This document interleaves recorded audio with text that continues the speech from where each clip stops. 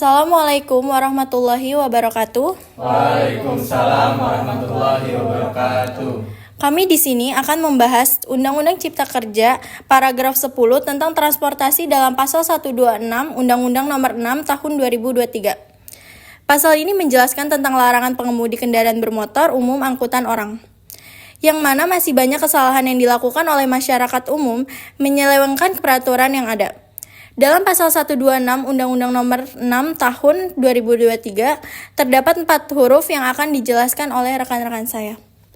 Saya, Pasha Putri Suryani, akan menjelaskan mengenai pasal 126 huruf A Undang-Undang Nomor 6 Tahun 2023. Memberhentikan kendaraan selain di tempat yang telah ditentukan.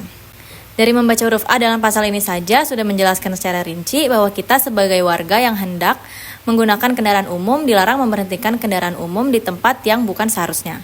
Contohnya seperti memberhentikan bis di tempat selain halte. Biasanya adalah bis-bis swasta seperti dan lain-lain. Contoh paling umum adalah angkutan umum atau angkot yang diberhentikan oleh warga di pinggir jalan dan sedikit mengganggu lancarnya perjalanan pengendara yang lain. Saran yang bisa kami berikan mengenai permasalahan ini adalah dibuatnya pemberhentian angkutan umum sebanyak mungkin, minimal di tiap-tiap kelurahan. Baik, selanjutnya saya akan menjelaskan pasal 126 huruf B tentang mengetem selain di tempat yang telah ditentukan. Dalam pasal 126 ini menjelaskan bahwasannya masih banyak kendaraan umum atau angkutan umum yang masih mengetem di tempat selain yang telah ditentukan.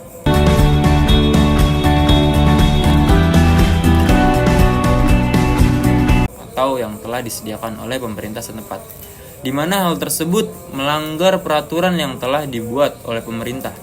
Masih banyak sekali sopir-sopir angkot atau sopir-sopir bus yang seenaknya di jalan. Hal tersebut menyebabkan terjadinya kemacetan yang dapat merugikan masyarakat yang menggunakan jalan tersebut. Karena kembali lagi pada kurangnya tempat yang disediakan oleh pemerintah, angkutan umum berhenti di setiap bahu jalan dengan seenaknya. Seharusnya pemerintah menyediakan banyak tempat untuk para angkutan umum mengetem atau menunggu penumpang, yang dimana hal ini tidak bisa dibiarkan karena akan menyebabkan kemacetan yang parah seperti di stasiun Bekasi. Baik, selanjutnya saya akan membahas pada huruf C. Menurunkan penumpang selain di tempat pemberhentian dan atau di tempat tujuan tanpa alasan yang patut dan mendesak. Dalam huruf ini, kendaraan angkutan orang atau umum harus memberhentikan penumpang di sesuai tempatnya, seperti pada halte dan tempat semestinya. Karena seringkali kita lihat pengemudi angkutan orang memberhentikan kendaraannya semaunya sendiri, baik dengan alasan mendesak seperti menaikkan atau menurunkan penumpang, dan kerap mengabaikan keberatan atas pengguna lain, sehingga potensi tingkat kecelakaan semakin tinggi. Angkutan umum yang tidak menaikkan dan menurunkan penumpang di terminal merupakan bentuk pelanggaran lalu lintas dan angkutan jalan. Pengemudi kendaraan bermotor umum angkutan orang harus dikembangkan potensi dan perannya untuk mewujudkan keamanan, kesejahteraan, ketertiban berlalu lintas, dan angkutan jalan dalam rangka mendukung pembangunan ekonomi penyelenggaraan negara. Kemudian, contoh kasusnya seperti sebuah bus yang menurunkan ataupun kadang mengangkut penumpang di pinggir jalan tol. Hal ini sering terjadi ketika rumah ataupun tempat penitipan kendaraan atau motor si penumpang tersebut sudah dekat dengan jalan tol tersebut. Hal ini sangat fatal dan dapat menyebabkan kecelakaan, dikarenakan pemberhentian yang tidak tertib seperti di bahu jalan.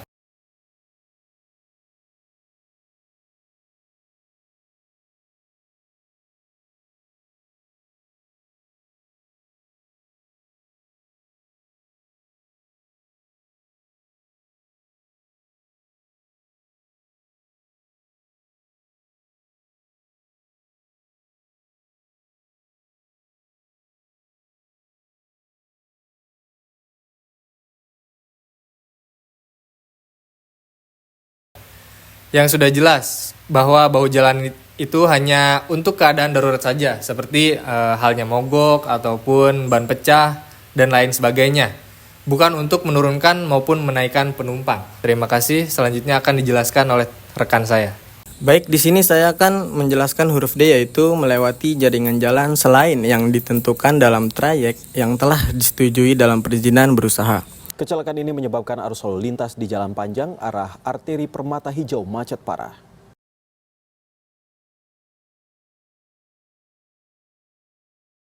Dalam huruf ini, setiap angkutan umum atau antar kota harus melewati jalur trayek yang sudah disetujui dalam perizinan berusaha. Tidak boleh melewati jalur trayek yang belum dapat izin dari pihak yang berusaha, karena setiap kendaraan angkutan umum dalam trayek wajib singgah di terminal. Pada umumnya, bus-bus melakukan hal ini untuk memangkas rute dan mengambil penumpang di luar terminal dan akan menguntungkan dari segi waktu. Larangan ini menetapkan bahwa pengemudi harus mengikuti rute yang telah ditetapkan dalam izin usaha mereka. Ini bertujuan untuk memastikan bahwa layanan angkutan umum beroperasi sesuai dengan ketentuan yang telah ditetapkan dan untuk memastikan keamanan dan ketertiban lalu lintas. Dengan mengikuti yang telah ditetapkan, pengemudi dapat menghindari kemungkinan kecelakaan atau gangguan lalu lintas lainnya yang mungkin terjadi jika mereka melewati jalan-jalan yang tidak ditentukan. Selain itu, hal ini juga membantu mengurangi kemungkinan terjadinya kebingungan atau ketidakpastian bagi penumpang, karena mereka dapat mengandalkan rute yang konsisten dan terjamin.